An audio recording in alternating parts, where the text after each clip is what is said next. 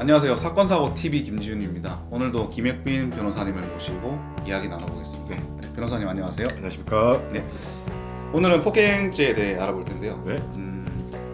폭행이라는 거는 뭐 주위에 흔히 볼 수 있는 꽤 자주 발생하는 사건이죠. 그렇습니다. 그래서 보통 폭행죄를 저지르면 이제 경찰 출동해가지고 현행범으로 체포되는 경우가 네. 많잖아요. 네. 네. 그러면은 뭐 분명히 뭐 처벌 같은 게 있을 텐데 네. 네. 혹시 뭐 처벌이 안 되는 사건도 있나요? 그렇습니다. 남자분들 특히 뭐 모든 범죄가 그렇지만 술이 왼수죠. 술 먹고 욱하는 마음에 네. 폭행하고 네. 잡혀가는 경우 되게 많은데요. 그렇지만 폭행과 관련된 다양한 범죄 중에 그 중에 피해자가 처벌을 원하지 않으면 처벌이 되지 않는 범죄가 분명히 존재합니다. 피해자가 처벌을 원치 않으면 네. 처벌이 안 되는 게 네. 있다. 네. 근데 피해자가 폭행을 당하고도 처벌을 원치 않는 경우는 잘 없을 것 같은데요. 네. 피해자가 가해자를 처벌하지 말아달라는 것을 뭐 일반적으로 처벌불원이라고 처벌불원. 하는데요. 네. 뭐 피해자가 아무 이유도 없이 가해자를 처벌불원하지는 않겠죠. 네. 그런데 가해자가 피해자에게 일정한 뭐 돈을 지급하고 합의를 함으로써 처벌불원을 하는 건데 네. 일반적으로 뭐 합의했다고 말하는 게 이런 경우죠. 그러면은 피해자가 합의금을 받고 처벌을 원치 않는다. 처벌 불원했을 때 네. 가해자는 이제 형사처벌을 받지 않는 건가요? 이 폭행 관련된 죄가 폭행죄 말고도 여러 가지가 있는데요. 네. 뭐 피해자가 처벌불원하면 처벌 안 되는 사건도 있고 네. 그럼에도 처벌이 되는 사건도 있고 그렇습니다. 그러면은 어떤 사건에서 처벌받지 않나요? 자, 몇 가지 범죄가 있는데요. 네. 딱딱 조문을 좀 말씀드리겠습니다. 예. 다 적어 주실 수 있죠? 이렇게 나올 수 있나요? 네. 알겠습니다. 자, 형법 제260조에 기본적인 폭행 네. 그리고 존속 폭행, 네. 엄마 아빠를 때리거나 네. 그런 존속. 네. 그다음에 제266조의 과실치상의 네. 경우에는 이런 조문이 있습니다. 피해자의 명시한 의사에 반하여 공소를 제기할 수 없다. 네. 네. 따라서 쉽게 말해 피해자가 처벌불원하는 경우에는 처벌을 할 수가 없다는 그런 규정입니다.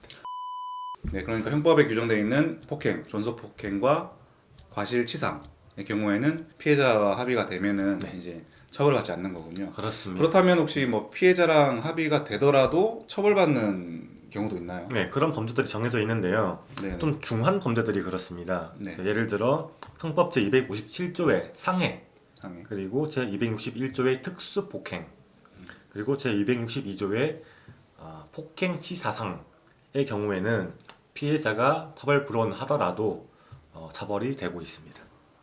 그러니까 상해가 이제 그 피해자가 많이 다친 경우죠. 네. 많이 다친 경우고 뭐 특수 폭행이면은 뭐 흉기 같은 뭐 도구를 사용했다든지 아니면 단체로 네. 뭐한 사람을 폭행했다든지 그게 특수 폭행이죠. 그리고 폭행치사상. 폭행치사상은 뭐죠? 이제 폭행을 했는데 중한 결과인 상해나 사망이 돼버리는 경우에 그걸 묶어서 이제 네. 폭행치사상이라고 치사상이라고 표현하는 거군요. 네. 그런 경우에는 이제 그 피해자랑 합의가 되더라도 네. 처벌이 된다. 네, 너무 죄가 크다 이런 거겠죠. 그러면은 그런 경우에는 뭐 어차피 처벌을 받을 테니까 피해자랑 뭐 합의를 굳이 안 해도 되는 거 아닌가요? 근데 또 그렇진 않습니다. 뭐 폭행 관련된 사건에서 합의는 정말 중요한데요. 네. 뭐 처벌이 되는 상해나 특수폭행이라 하더라도 네. 피해자와 합의를 하면 형벌이 매우 줄어들게 됩니다. 처벌은 받지만 네. 그 내용이 뭐 경감된다. 네, 예를 들면 실형이 나올 만한 큰 범죄라도 집행유예가 나올 수도 있고 네네네. 또 집행유예가 나올 만한 사건이 벌금형으로 줄어들 수도 있고 이런 식이죠. 그런데 가해자 입장에서는 뭐 합의를 하더라도 처벌이 안 되는 사건이 있고, 네. 근데 합의를 하더라도 처벌은 되는데 뭐 그 형이 뭐 감경된다. 네. 뭐 그런 줄어드는 사건이 있는데 네. 그런 사건을 가해자 입장에서는 구별하기 힘들 것 같은데. 사실 뭐 일반인 분들의 입장에서는 난 단지 뭐 때리기만 했는데 내 죄가 정확히 뭐 폭행인지 특수폭행인지 아시기가 힘들죠. 네. 그런데 만약에 경찰이나 검찰에서 수사가 진행되는 단계라면은 그 담당 수사관의 연락처 등이 이미 나와 있을 겁니다. 네네. 거기에 연락을 하시면은 담당 수사관이 친절하게 님의 죄명은 무엇이다라고 말씀을 해주실 것입니다. 네. 그리고 만약에 형사소송이 이미 진행 중인 단계라면은 네. 공소장에 나에게 적용 중인 죄명이 정확하게 나와 있습니다. 그렇군요. 네. 네, 그렇다면은 가해자 입장에서는 적용 죄명을 담당 수사관 등을 통해서 확인하면 되겠네요. 네. 예, 뭐 지금까지는 형사합의의 중요성을 알아보았는데요. 그럼 형사합의라는 것은 뭐 어떻게 하는 건가요? 합의를 위해서는 크게 두 가지 정도가 필요하겠죠. 뭐 간단히 말하면 피해자의 용서와 합의금의 지급인데요. 네네네.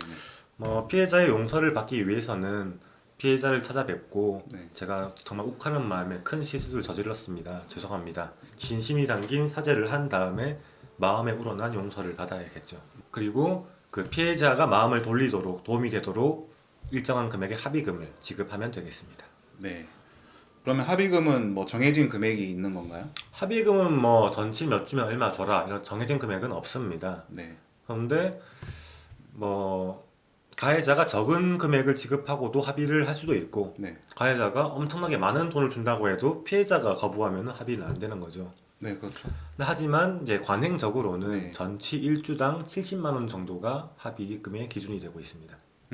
그러면은 뭐 초진 뭐 진단서에 보면은 뭐 몇 주 나와 있잖아요. 네네. 그 금액에 70만 원 정도 곱했을 때 그게 이제 뭐 약간 그 관례적인 네. 그런 액수단을 말씀이시네요. 네, 맞습니다. 네. 그러면은 합의는 그 시점은 이제 언제 하면 되는 건가요?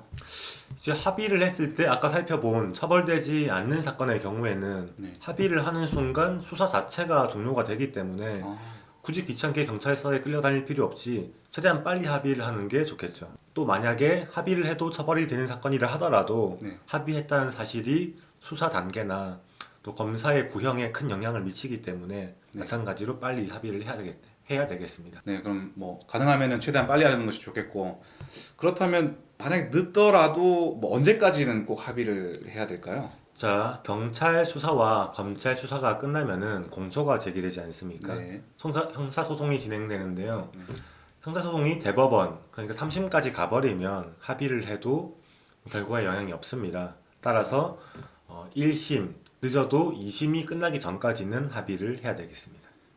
네, 오늘은 폭행 사건에 있어서 이제 가해자가 피해자와 합의를 했을 때 처벌받지 않는 사건과 뭐 처벌받는 사건 그리고 합의하는 뭐 방법이나 합의하는 시기, 합의하는 금액 이런 거에 대해서 알아보았고요.